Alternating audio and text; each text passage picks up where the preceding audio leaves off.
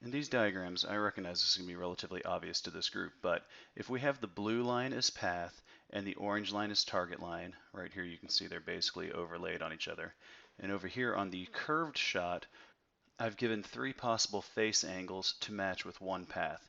This middle one is the one that I'm indicating would be the quote-unquote perfect shot, where it is going to fade perfectly back onto the target.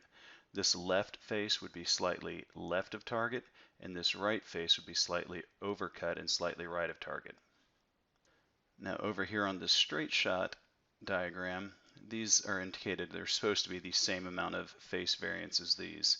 This shot is starting left and moving left. This perfect shot is straight at the target, just like this shot is, and this shot is right and moving right. Now back to the curve shot. These shots are all moving in the same direction, that there's a smooth inflection point, if you will, where it starts from we are 10 yards left, just making up a number, to 10 yards right. There's an inflection point where it passes over the center, the exact target. Over here on this side, again, because the balls are all moving slightly away from the target, that top, that peak of the normal distribution curve, if you can, is slightly flatter. Again, it's not much, but it is, especially if you have any roll in the shot. Now, some people will say that the math argument comes first over player preference and player history. I don't necessarily agree with that, but regardless, that's the geometric argument. I'm quite positive that will not pass the smell test, and that's fine, because there's a lot more. The real issue with the straight ball comes from a lack of face awareness, connection to the face, if you will. And this is what compounds the minuscule differences I'm talking about via combinations and possible combinations. While path is more consistent than face, it obviously isn't perfect by any stretch of the imagination. Actually, when you get your path away from 0 on the straight ball, the face will still be oftentimes right of path and oftentimes left of path. So where the problem comes from is in this situation right here, where here's our target line, here is our path, this blue line now, and we still have the face right, and now we have a ball that is starting materially right and going even further right, obviously. On the other hand, on the curved shot, a player with good face awareness, even as this path varies around a little bit, and they're just able 90% or if not more of the time to keep the face on the target side of path, they're going to hit a lot of wipey flares for sure over here, but the ball is always going to be moving across the target, and it's usually going to be starting left of it, and that's going to give you that peak more so than this one around your target. I've certainly been around enough instructors and people who think, oh, there is no face awareness and all this stuff. But again, 100% of the players that I ever say that to say, yeah, I absolutely know where the face is. I gave a clinic last year in Scottsdale with another instructor who can be a little boisterous on this stuff sometimes, and he proceeded to tell me there's no way you know exactly where the face is throughout the golf swing. So I grabbed a 6-iron and I gripped it normal, and then I closed it 90 degrees to the line. I addressed a shot, and by knowing where the face was, I hit a perfect cut shot. I then turned it 180 degrees the other way, 90 degrees dead open, addressed its normal grip. I swung it and replicated the exact same shot back to back with a 180 degree different club face at address and in my grip. That was done by knowing where the club is, by being able to feel the weight of it perfectly in my hands. That's also how Brooks Koepka was able to hit this shot on 17 yesterday in the fairway 344 and yet have this reaction. It's good. That is so bad. It's all right. That's so bad. It's all right. That's so bad. It's all right is amazing to me. When I was doing my course packet for my 15 players in the US Open this last week, I laid out number 17, and what I look for typically is 65 yards between penalty stroke hazards. I didn't know how this fescue was going to be playing until I went up there and did the practice rounds, but initially, this box is 51 yards wide at 300.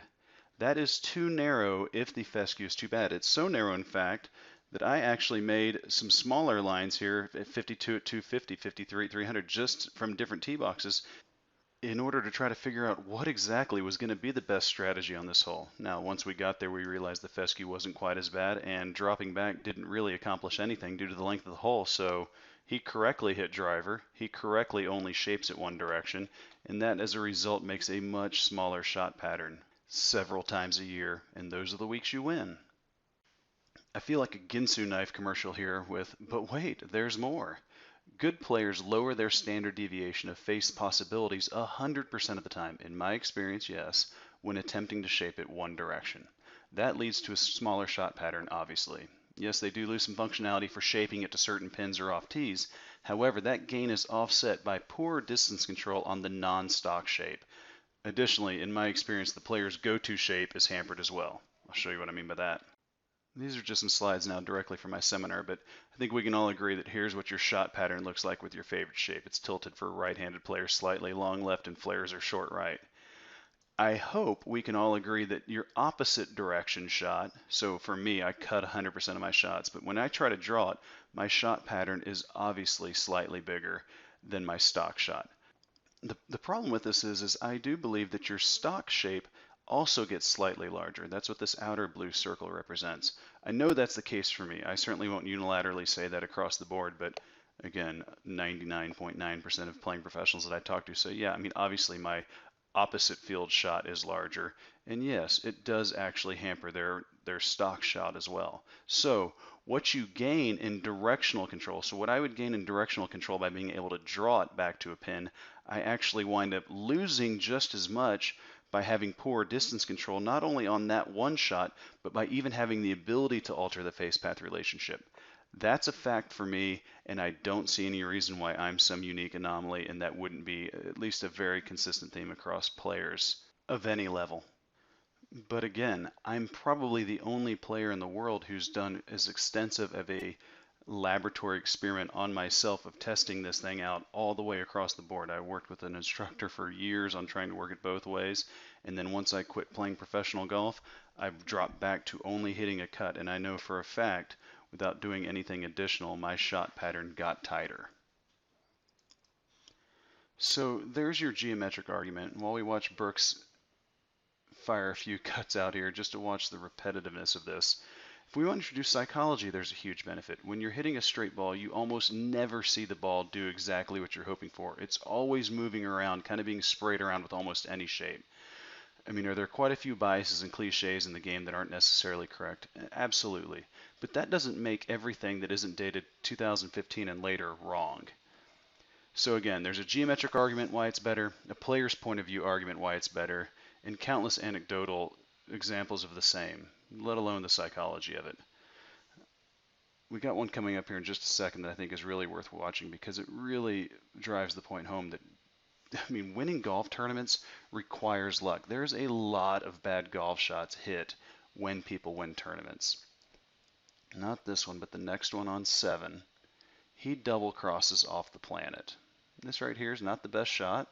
This fairway's pretty narrow technically, but you know what? Because he knows exactly which direction it's going, he has the entire fairway to work with. That confidence can't be found with a straight ball. Here he is lining up the left to hammer a cut, and guess what? Every once in a while, we will hit a double cross. And this guy got pretty fortunate that he hits it left of the stuff, hits a person in order to stay in between and not get to the other side, and he proceeds on to have no problems. It's really important in how you win golf tournaments. There is a lot of luck required. It's good. That is so bad. It's all right. That's so bad. It's all right. That stays in the right edge of the fairway.